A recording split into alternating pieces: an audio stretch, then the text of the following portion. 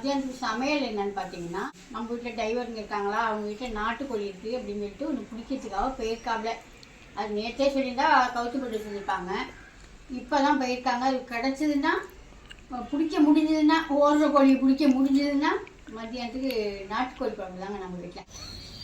இந்த கோழி எல்லாம் சுத்தம் பண்ணி மஞ்சள் தடவி வச்சுருக்கேன். இதுக்கு மேலே நீ அரிஞ்சு இதெல்லாம் இது பண்ணி கறியை எடுத்துக்க. இதை வாட்டணும்னு சொல்லுவாங்க. வாட்டுறதுனா வாட்டிக்கலாம், இல்லாட்டினாலும் ஒன்றும் பிரச்சனை இல்லை. சூப்பராக முடியெல்லாம் எடுத்து மஞ்சள் தடவி அருமையாக கொண்டு வந்துட்டாங்களே. இன்றைக்கி நம்ம வீட்டில் நாட்டுக்கோழி வேட்டைங்க. நல்லா என்ன கோழி, நல்லா முட்டை விட்ற கோழியாம். முட்டை விட்டுட்டு இருக்கும்போது அதை பிடிச்சி வந்துட்டாங்க. நம்ம வீட்டு பையன் தான், டிரைவர் பையன் பிடிச்சி கொண்டு கொடுத்துருக்காப்புல. இந்த கோழியெல்லாம் திங்கக்கூடாதுன்னு சொன்னோடனே இந்த நாட்டுக்கோழி ஒன்று வாங்கி சாப்பிட்லாமே அப்படின்னு சொல்லிட்டு, நாட்டுக்கோரான கோழி நல்லா 1 கிலோ கிட்ட இருக்குங்க. இது அழகாக நல்லா முடிக்கிறதெல்லாம் எடுத்து வெந்நீர் வச்சு தான் கொடுத்தேன். நல்லா வெந்நீர் கம்ப்ளீட்டாக எடுத்துகிட்டு மஞ்சள் தடவி கொண்டு வந்துட்டாங்க. இதை இப்போ நம்ம என்ன செய்யணும்னா, அடுப்பை பற்ற வச்சு, கேஸ் அடுப்பு பற்ற வச்சு, விறகு அடுப்பு பற்ற வைக்கலாம், இல்லைன்னா கேஸ் அடுப்பு பற்ற வச்சு இதை நல்லா பிடிச்சி இப்படி வாட்டிட்டு, முடி முளைக்காதுன்னு சொல்லுவாங்க, திருப்பி திருப்பி முடி முளைக்கும்னு சொல்லுவாங்க. இது அந்த மாதிரிலாம் இல்லைங்க, நல்லா சூப்பராகவே செஞ்சு எடுத்துகிட்டு வந்துட்டாப்ல. நம்ம இதை கட் பண்ணிவிட்டு இப்போ குழம்பு வச்சுக்கலாமா? வாட்டிக்குவோமா கையிலே? வாட்டுறதுனா வாட்டிங்க, வாட்டுறதுனா வாட்டிக்கலாம், இல்லைனா சும்மாவும் கட் பண்ணிக்கலாம். இப்போ நம்ம கடையிலலாம் கொடுத்தோம்னா இந்த மாதிரி இது பண்ணி மஞ்சள்லாம் கூட அவங்க தட மாட்டாங்க, அவங்க உரித்து எடுத்துடுவாங்க. நம்ம இந்த மாதிரி எதுக்காக வெந்நீரில் வச்சு நினைக்கிறதுனா, இந்த மேலே உள்ள தோல் இருக்குது பார்த்தியா, இந்த தோலோட குழம்பு வச்சோம்னா அது ஒரு டேஸ்ட்டு, உரிச்சிட்டு வச்சோம்னா அது ஒரு டேஸ்ட்டு. இதுதான் செமையாக இருக்கும். இந்த மாதிரி செஞ்சோம்னா சூப்பராக இருக்கும். வாங்க, ரொம்ப நாளைக்கு பிறகுங்க, ரொம்ப நாள் இல்லை, ரொம்ப வருஷத்துக்கு பிற்பாடு நம்ம வீட்டில் இன்றைக்கி நாட்டுக்கோழி, அதுவும் பொட்டை கோழி சூப்பராக இருக்கும். இப்போ கட் பண்ணி எடுத்துகிட்டு வந்துடவா? முட்டை இது வந்து இன்றைக்கி விடுற முட்டை, இது நாளைக்கு, இது நாளை தச்சு, இப்படி நிறைய கொச்சன்னு ஒரே முட்டை. அப்புறம் கறி நல்ல கறியாக, நல்லா இளங்கோழி தான் கையில், நல்லா அந்த பிராயல் கோழி மாதிரியே நல்லா சாப்பிட்டா கறி நல்லா சூப்பராக நல்லா இருக்குது. இதை இப்போ என்ன செய்யணும்னு பார்த்திங்கன்னா, இப்போதும் போல் நம்ம மட்டன் வைப்போம்ல, அந்த மாதிரி இஞ்சி பூண்டு பேஸ்ட்டு போட்டு நல்லா ஒரு 2-3 விசில் விட்டு எடுத்துக்குவோம். சரி, விசில் விட்டு எடுத்துக்கிட்டு அப்புறமா பார்க்கலாம். அதுக்குள்ளே நான் கட் பண்ணிக்கிட்டு வரதுக்குள்ளே இது இஞ்சி பூண்டு, இது பிரட்டுறதுக்கு குழம்புக்கு எல்லாம் வெங்காயம்லாம் அரிஞ்சாச்சு, இஞ்சி பூண்டும் சுத்தம் பண்ணியாச்சு. தக்காளி வந்து ஒரு 2-3 தக்காளி எடுத்து கட் பண்ணி இதை அரிஞ்சிட்டு நான் போய் விசில் விட்றேன். அவ்வளோதாங்க. இப்போ எல்லாமே இதுக்கு குழம்புக்கு தேவையான வெங்காயம் தக்காளி எல்லாமே அரிஞ்சாச்சு. இன்னும் தக்காளி ஒன்றே அரியலை, அதை ஒன்றே அரிஞ்சிக்கிட்டு வகையிலே நம்ம இஞ்சி பூண்டு பேஸ்ட்டு போட்டு அரைச்சிட்டு 2-3 விசில் விட்டு எடுத்துக்குவோம். ஒரு 3 விசில் 4 விசில் விட்டால் போதும். இளங்கறியா இது, ரொம்ப இந்த கோழி கிடையாது, முத்தின கோழி கிடையாது, சரி, இளங்கோழி தான். இப்போ நம்ம நாட்டுக்கோழியை நல்லா ஒரு 3 விசில் விட்டு, அப்புறம் ஒரு 2 நிமிஷம் 3 நிமிஷம் சிம்மில் வச்சு எடுத்துக்கிட்டேன். நல்லா விசிலும் அடங்கிட்டு அருமையாக வந்துருக்கு. அதான் சொன்னால அது இளம் கோழி தான், ரொம்ப முத்தின கோழியெல்லாம் இல்லை, சூப்பராக வெந்திருக்கு. இதை இப்போ நம்ம என்ன செய்ய போகிறோம்னா, கொஞ்சோண்டு பிரட்டுறதுக்கு கொஞ்சம் அந்த எலும்பெல்லாம் போட்டு குழம்பு வச்சுக்குவோம். சும்மாவே வாசம் அவ்வளோ வாசமாக இருக்கு பாரு. அப்புறம் அவ்வளோதாங்க. இதை இப்போ நம்ம பிரித்து எடுத்துடலாமா? இது என்னன்னு பார்த்தீங்கன்னா முட்டை வெந்துக்கிட்டு இருக்குது, இந்த பக்கம் சாதம் வெந்துக்கிட்டு இருக்குது. இப்போ இந்த கோழியெல்லாம் நான் 2ஆக வறுக்கிறதுக்கும் குழம்புக்கும் தனித்தனியாக எடுத்துகிட்டு வந்துடுறேன். அவ்வளோ வாசமாக இருக்குது. இது சூப்புன்னு இதில் தான் நம்ம இஞ்சி பூண்டு எல்லாமே சேர்த்துட்டோமா. ஒரு தக்காளி வெட்டிப்பட்டு விசில் விட்டுருந்தா இதில் கொஞ்சோண்டு இடிச்சு வெங்காயமும் 2 தக்காளியும் போட்டுருந்தோம்னா குடிக்கலாம். இல்லை தப்பு செஞ்சுட்டேன், கொஞ்சோண்டு எடுத்து கொடுத்துருக்கலாம் விஜய்கிட்ட. சூப்பராக பொரிக்காச்சுங்க. நல்லா 1 கிலோ இருக்குங்க, நல்லா பிஞ்சு கோழி, நல்லா 1 கிலோவும் இருக்கும். இதை பரட்டிக்குவோங்க. இதை போட்டு அப்படியே ஒரு தண்ணி குழம்பா நல்லா மிளகு ஜீரகம்லாம் நிறையா வச்சுருக்கேன், சூப்பராக இருக்கும். இது வந்து அந்த பிராயல் கோழி மாதிரி சதையாக இருக்காது, இது ஓரளவுக்கு அந்த கோழி மாதிரி தான் இருக்குது, கொஞ்சம் தடிமனமாக தான் இருந்துச்சு சதை. இதில் என்ன ஒரு முக்கியமான செய்தின்னா, சூப்பராக வாசமாக இருக்குங்க குழம்பு, சாப்பிட்டுக்கிட்டே இருக்கலாம். தண்ணி குழம்பா வச்சுட்டோம்னா அவ்வளோ அருமையாக இருக்கும்.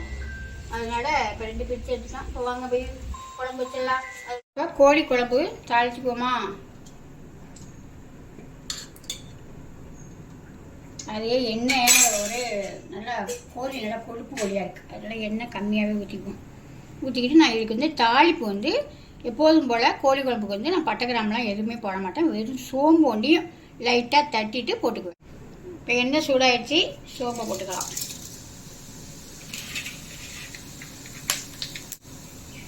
நல்லா சின்ன வெங்காயம் தான், அந்த நாட்டுக்கோழி குழம்புக்கெல்லாம் சின்ன வெங்காயம் போட்டிங்கன்னா சூப்பராக இருக்குங்க. அதனால் வெறும் சின்ன வெங்காயம் தான் வெட்டி வச்சுருக்காங்க. இது சின்ன வெங்காயத்தை நல்லா சோம்பு பொரிஞ்சதுக்கு பிற்பாடு அதில் சேர்த்துக்குவோம்.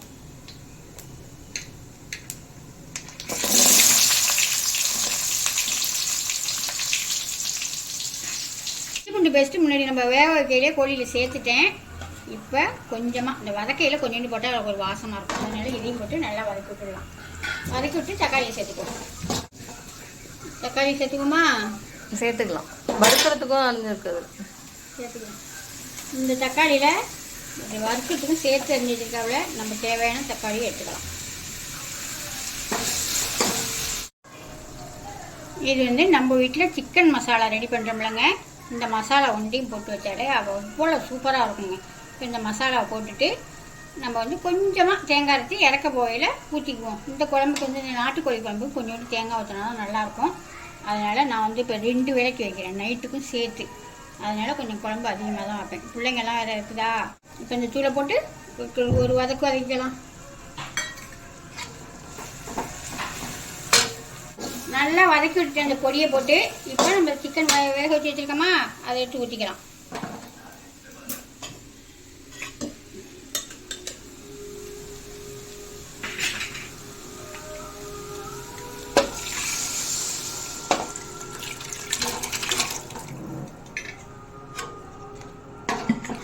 அவ்வளோதாங்க. கிளறி விட்டு பார்த்துட்டு தூள் பத்தன்னா கொஞ்சம் நம்ம தூள் சேர்த்துக்கலாம். மசாலா என்னன்னு பார்த்துக்குவோம். தேவையான உப்பு போட்டோம்னால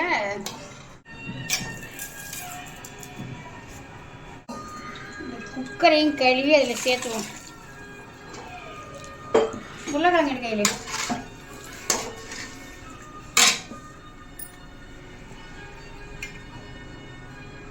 ஒரு 4 பீஸு உருளைக்கிழங்கு போட்டால் அது ஒரு டேஸ்ட்டு. கலர்ஃபுல்லாக இருக்கா? நல்லா கொதிக்கட்டும். நம்ம போய் தேங்காய் கொஞ்சோண்டு அரைச்சி கொண்டு வந்துடுவோம். பார்க்கையிலேயே ஆசையாக இருக்குது. நல்லா உருளைக்கிழங்கு வேகணும். நல்லா கொதிக்கட்டும் குழம்பு. நாட்டுக்கோழி குழம்பே வந்து தண்ணி குழம்பா வச்சாங்கன்னா நல்லா இருக்குங்க. எங்கள் வீட்டில் எங்கள் வீட்டு பையனுக்கு அந்த மாதிரி வச்சா கொஞ்சம் சாப்பிட மாட்டாங்க. அதனால் நான் ஒரு அளவுக்கு வச்சுருக்கேன். இப்போ வெறும் தேங்காய் தான். இது தேங்காய் நான் வேறு எதுவும் சேர்க்கலை. கொஞ்சமாக சேர்த்துக்குவோம். இந்த அளவுக்கு தான் வச்சுருக்கேன். போதுங்க. இல்லை இதுக்கு மேலே தண்ணி ஊற்றினா சத்தம் போடுவாங்க, சாப்பிட மாட்டாங்க. சரி, அவ்வளோதான். இப்போ ஒரு கொதி வந்தோடனே நம்ம இறக்கி வச்சுட்டு வச்சுருக்க சிக்கனை வறுத்துடலாம். இது வந்து இப்போ கோழி வறுக்கிறதுக்காக நான் ஒரு எண்ணெய் சட்டி வச்சு எண்ணெய் ஊற்றிருக்கேன். இது எப்படி இப்போ நான் சிக்கன் தாளித்தோன்னே, சிக்கன் குழம்பு தாளித்தோன்னே அதே மாதிரி தான். சோம்பு போட்டு வெங்காயம் போட்டு கொஞ்சோண்டு இஞ்சி பூண்டு பேஸ்ட்டு போட்டு தக்காளி போட்டு தாளித்து கறி எடுத்து போட்டு நல்லா சுருளாக வதக்கிடுவோங்க. வதக்கிட்டு பார்ப்போம். அதே மெத்தட் தான். சூப்பராக சிக்கன் வறுத்து எடுத்தாச்சுங்க. தேங்காயும் கொஞ்சமாக தான், நான் ரொம்பலாம் ஊற்ற மாட்டேன், உங்களுக்கே தெரியும். கொஞ்சமாக ஊற்றி நல்லா ஒரு மாதிரி கிரேவியாகவும் தலை கிரேவி சூப்பராக இந்த மாதிரி தான் பிடிக்குங்க எங்கள் பையனுக்கு. அதனால் பையனுக்கு பிடிச்சது மாதிரி நம்ம செஞ்சிட வேண்டியதானே. சூப்பராக செஞ்சாச்சுங்க. எடுத்து வச்சு சுட சுட வச்சு இப்போ சாப்பிட வேண்டியதான். எல்லாம் வெயிட்டிங்கில் உட்காந்துருக்காங்க. இன்னும் மணியெல்லாம் ஆகலை. மணி என்ன வேலை? மணி 1 ஆயிடுச்சு. 1 ஆயிடுச்சா? ரொம்ப சாப்பாடு டைம் வந்துடுச்சு. அவ்வளோதாங்க. இப்போ இறக்கிட்டு போய் சாப்பிடுவோமா?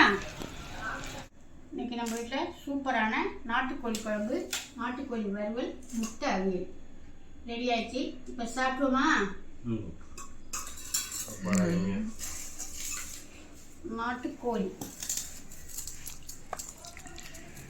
ஒரே ஒரு சின்ன பீஸாக ஒரு 2-3 பீஸு உருளைக்கிழங்கு போட்டிருக்கேன்.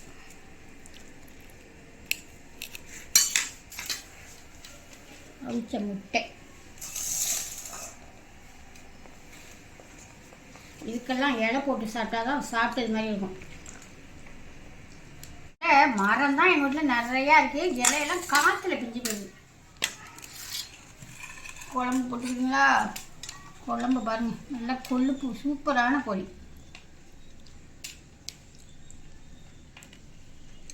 உப்பு காரம் எல்லாமே நான் ஏற்கனவே பார்த்துட்டேன். நீங்களும் பாருங்கள் எல்லாம் போதுமானு.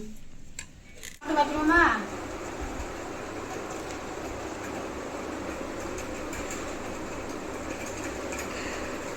நல்லா காரம் சாரமாக சூப்பராக இருக்கும். உங்களுக்கு குழம்பு சூப்பராக இருக்குது. கோழி குழம்பு சூப்பர். அவ்வளோதாங்க. எங்கள் வீட்டில் இன்றைக்கி மதியானம் சமையல் தான். உங்கள் வீட்டில் என்ன சமையல்னு கமெண்ட்டில் சொல்லுங்கள். அடுத்த வீடியோவில் பார்ப்போம். பாய்.